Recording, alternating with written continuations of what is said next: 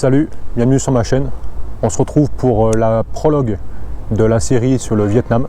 Alors je vais t'expliquer un petit peu pourquoi j'ai choisi ce pays et pourquoi j'ai choisi surtout de parcourir ce pays en moto. J'ai choisi parce que c'est un pays qui a beaucoup d'histoire et qui est très facile à voyager. Si c'est un de tes premiers voyages en sac à dos que tu prévois de faire, le Vietnam ça s'y colle parfaitement. C'est un pays qui est assez grand, qui est tout en longueur en fait, et qui est très bien desservi, qui est bon marché pour pouvoir voyager. Que tu voyages en sac à dos, que tu décides de voyager en moto comme moi, c'est pareil, ça reste très bon marché. C'est un pays qui a connu donc deux guerres, une contre la France et une contre les USA. Alors la France et les USA ne sont pas venus tout à fait de la même manière au Vietnam.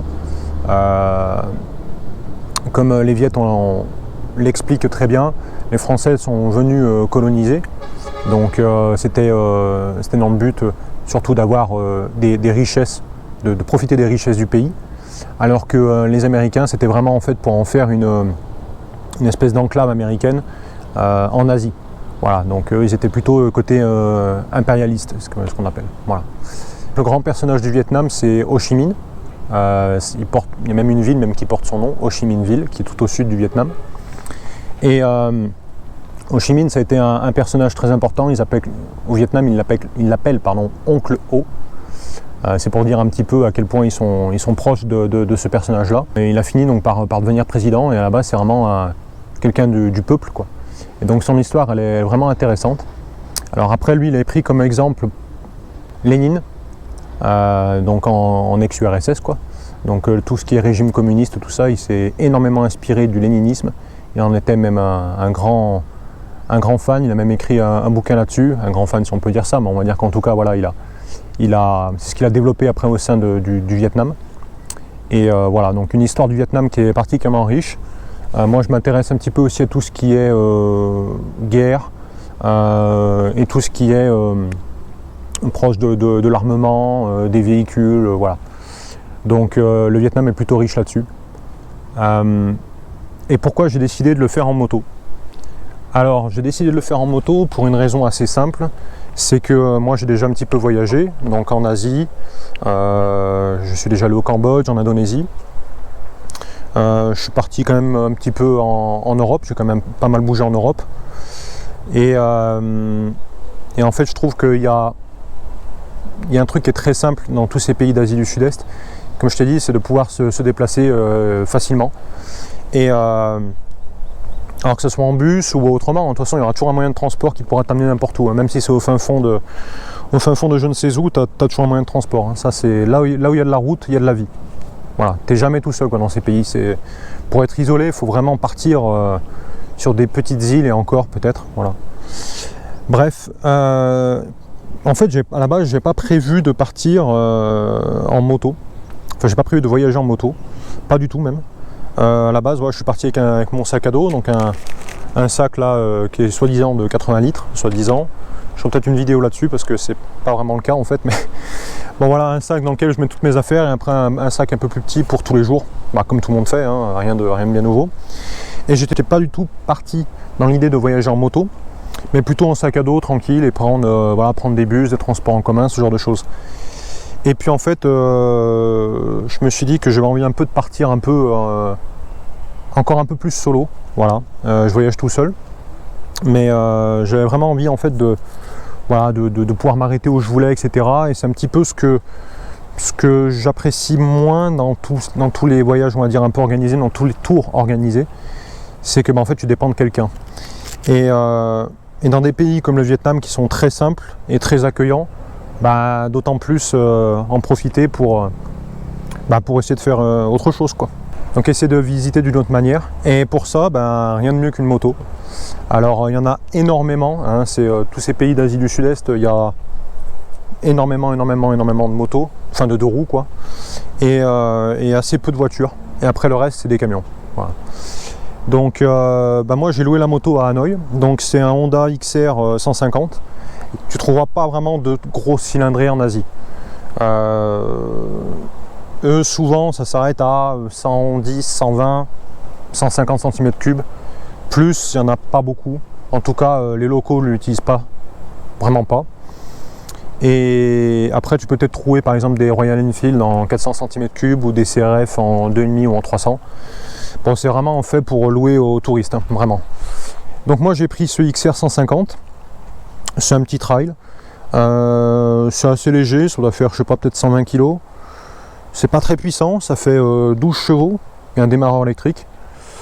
Bon voilà, c'est plutôt agile, c'est simple à conduire. Un truc important par contre dans le Vietnam que moi je te conseille, si tu veux voyager comme ça en moto, déjà d'une c'est d'avoir ton permis en France et d'avoir un permis international. Ça peut paraître bête, mais la conduite est très très différente de ce que tu peux voir en Europe. Et il y a certaines régions au Vietnam où tu es obligé d'avoir un permis international. Voilà, ça il faut que tu le saches. Donc il faut peut-être faire tes démarches avant de partir. Et au point de vue de la conduite, c'est effectivement très très différent. Moi je suis motard depuis plus de 18 ans. Et j'ai conduit principalement en Europe, un tout petit peu en Asie. Mais au Cambodge, je sais pas, j'ai pas eu la même impression. Mais voilà. Et ce qu'il faut savoir, c'est qu'au Vietnam, ouais, la conduite, elle est... Il n'y a pas de code de la route quoi en fait, donc tu as vraiment intérêt de faire gaffe. Faut, même si tu as l'habitude de conduire et de conduire une moto ou une voiture, peu importe, faut vraiment être très très prudent et faut être sur tes gardes en fait tout le temps parce que ça sort de tous les côtés, ça débouche de partout. Les camions ne font absolument pas attention à toi. Bon, voilà. La moto en elle-même, ben voilà, donc elle fait 12 chevaux, c'est pas super puissant, mais pour les routes du Vietnam, honnêtement, ça suffit. Voilà, il y a 5 vitesses, ça consomme très très peu. Ça va consommer 2,5 litres ou 3 litres 100 max, pas plus. C'est encore un carbu, malgré que ce soit une moto qui soit de 2022 à peu près. Il faut savoir qu'il fait que 12 litres, bah, tu as quasiment 400 km d'autonomie, ce qui est vraiment bien. Donc moi j'ai décidé en fait de la louer à Hanoï et de la rendre à Ho Chi Minh. Alors le Vietnam, comme je t'ai dit, c'est un pays qui est tout en long, tout en longueur. Et en fait ça fait un gros trajet quoi quand même. Donc si tu n'as pas l'habitude de rouler avec un deux roues pendant longtemps, moi je te conseille plutôt de louer un deux roues dans les zones touristiques. Et pour les grands trajets, tu prends un bus. Si tu n'as pas l'habitude. Voilà. Tu vas retrouver un peu différentes vidéos. Donc là c'est le prologue. J'essaie de sortir un peu différents épisodes pour te montrer un petit peu mon parcours au sein du pays. J'ai prévu un voyage d'à peu près 1 mois, 40 jours à peu près. Pourquoi? Parce que la loi a changé par rapport au visa au Vietnam il y a peu de temps. Donc pour quasiment la majorité des Européens, dont la France, t'as pas besoin d'avoir de visa. Voilà, c'est-à-dire qu'en fait tu arrives dans le pays à l'aéroport et tu as un visa directement accolé sur ton passeport pour 45 jours. Voilà, ce qu'on appelle un free visa quoi, voilà. J'ai entendu beaucoup de tout et de n'importe quoi par rapport à ce free visa. Donc je vais te donner mon point de vue et ce que j'ai vécu. C'est qu'il n'y a pas besoin d'avoir une réservation d'un hôtel ou d'un billet de sortie du pays. Voilà. À un moment où je tourne cette vidéo, et où je suis rentré au Vietnam, donc c'était début décembre 2023. Et on ne m'a pas demandé de billets d'avion de sortie pour montrer que j'allais rester moins de 45 jours. Et je me suis renseigné auprès de l'aéroport, auprès de la compagnie aérienne avant de partir. On ne m'a pas demandé de preuves. On m'a simplement demandé combien de temps je prévoyais, donc j'ai dit voilà 1 mois, 40 jours, et c'est tout. Donc ça, il faut que tu le saches. Par rapport à la moto, donc au niveau du tarif de location, j'ai loué donc la moto pour 1 mois complet, ça m'a coûté 400 $. Donc 400 $, 4 semaines, ça fait 100 $ par semaine. Donc tu divises par rapport à 7 jours, ça fait 13 € la journée quoi, en gros. Je suis sur une bécane qui est récente, qui fonctionne plutôt correctement. Il y a quand même 2-3 trucs un peu à regarder, mais qui fonctionne bien, qui n'est pas tombé en panne, qui ne m'a pas lâché. Et j'ai déjà dû faire à peu près, je dirais, entre à peu près 3500 km. Là maintenant je suis plus très loin de Ho Chi Minh. Et donc j'ai fait un parcours assez important au Vietnam là. Voilà, moi je suis parti de Hanoï. donc vraiment au nord. Donc je suis monté vraiment au nord du pays, à la limite à la frontière avec la Chine. Donc je suis allé du côté donc de Sapa. Ensuite je suis parti vers l'est, vers Ajiang, ce qu'il appelle, pour faire un grand tour. Et c'est pour l'instant mon gros coup de cœur. Voilà, c'est toutes ces vues qu'il y avait autour de Ajiang, là, avec tous le grand tour, le loop, ce qu'ils appellent. J'en parle dans une de mes vidéos où tu as pas mal d'images là-dessus. Donc après Ajiang, j'ai fait donc un grand tour vers l'est et je suis redescendu direction la baie d'Along. Alors je suis allé en fait sur l'île de Katba, qui est la plus grande île qui est très très proche de la baie d'Along. Ensuite j'ai commencé donc de reprendre la route vers le sud. La météo était pas super dans le nord. En tout cas autour d'Hanoï et de la baie d'Along c'était moyen. Il y avait quand même pas mal de pluie, température autour de 15-16 degrés, pas plus, et très humide. Donc du coup j'ai préféré prendre la route direction le sud. C'est là où justement les routes je les trouve les moins intéressantes, parce que des trucs à visiter il y en a. Il y a quelques points à visiter, il y a pas mal de stations balnéaires en bord de mer, mais bon la météo était moyenne. Et là tu fais pas mal de routes quoi. Là tu bouffes beaucoup de routes. Et au final c'est pas super intéressant. Il y a 2-3 passages où tu es vraiment sur des routes côtières, donc là c'est sympa. Mais sinon c'est pas super intéressant. Et c'est là où justement pour moi si tu n'es pas habitué à rouler longtemps en deux roues, ça devient un petit peu dangereux. Parce que sur ces routes, c'est pas que tu roules très vite. En général, même sur les grands axes, tu es à maxi 70, grand max 80. Sinon tu es plutôt aux alentours de 50 km/h. Mais c'est qu'en fait tu roules beaucoup, les conditions météo sont pas terribles, il y a beaucoup de camions et c'est assez dangereux quoi en fait. Et c'est pas super passionnant comme route quoi. Donc moi j'ai dû faire peut-être 2 ou 3 jours où j'ai fait quasiment que rouler et bouffer des bornes, donc à peu près entre 250 et 400 km par jour. Et là je suis vraiment dans la partie sud, donc là on retrouve une météo qui est bien meilleure. Il fait un grand soleil, tu vois je suis en t-shirt. Et on est le 27 ou 28, on est le 28 décembre. Donc là je sais pas, il doit faire au moins 25 degrés. Je suis dans une petite forêt avec des pins, c'est sympa. Et voilà.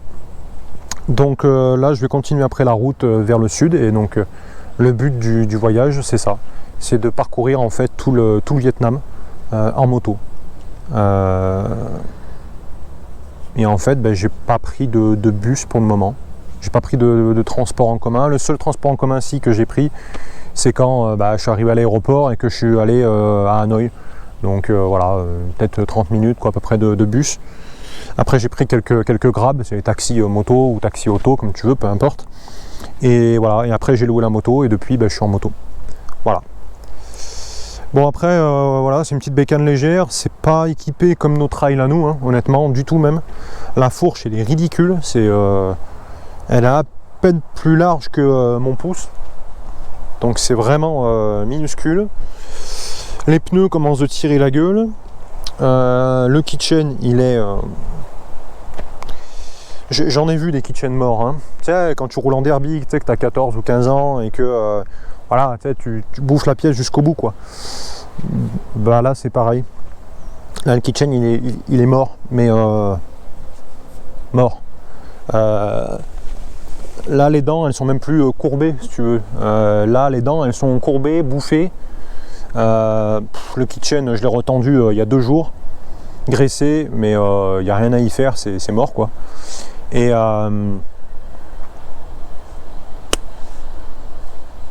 même au démarrage quoi, même quand tu pars, t'entends que le keychain il claque quoi. C'est fort, ça fait ta comme ça. Bon, voilà. Voilà. Sinon, après que dire de plus, tu vois, j'ai pas un gros équipement. Hein.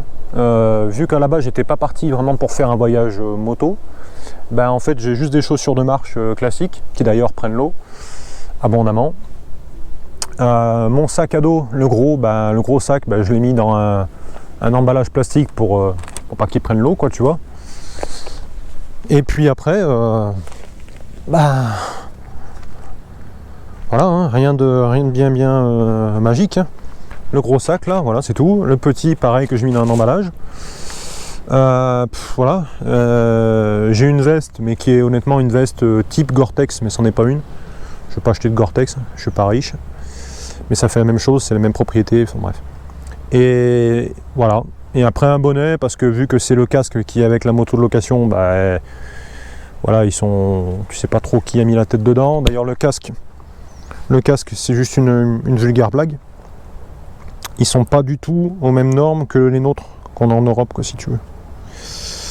Donc ça veut dire que en fait le casque, honnêtement, il est souple qu'il en peut plus le truc. C'est un plastique type saladier, tu vois. Je mens pas, c'est vraiment le cas. Je peux le prendre dans la main. Si je le prends avec les deux mains comme ça et que je le compresse, je pense que je le casse. Sans problème. C'est avec la moto, quoi. Il n'y a pas de normes en fait, si tu veux. Donc c'est les casques chinois, t'en trouves à vendre sur tous les marchés à 20 balles, quoi. Bon. Support téléphone que moi je me suis apporté. Il y en avait un avec là, mais bon, qui m'inspirait moyennement confiance. Il y a de quoi recharger un petit port USB, quoi. Bon, rien de magique, mais ça fait toujours plaisir. Et après, ben voilà, hein, il n'y a rien de bien spécial. Hein, c'est un petit modèle sympa qui roule correctement. Voilà. Voilà, maintenant on va pouvoir reprendre la route et tu as les différents épisodes à disposition. Tu as une petite playlist du Vietnam, donc bah, fais-toi plaisir, il y a des vues super sympas. Allez, gaz!